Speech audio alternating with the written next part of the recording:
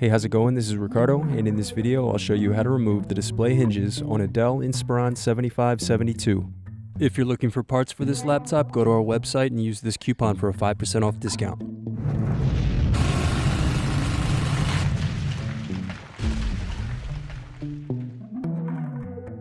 First unscrew, then remove bottom base.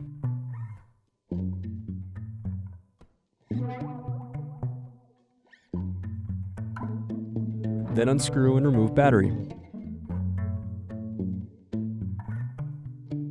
Now unscrew and disconnect antenna cables. Then disconnect display cable. Then unscrew and remove display assembly.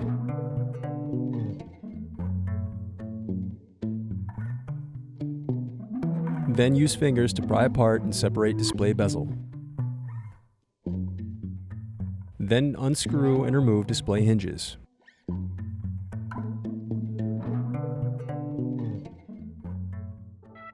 Thanks for watching. Don't forget to like and subscribe if you enjoyed this video. And if you need more, check out this playlist to watch other tutorials for your laptop. You can also click here to find parts for your laptop at partspeople.com.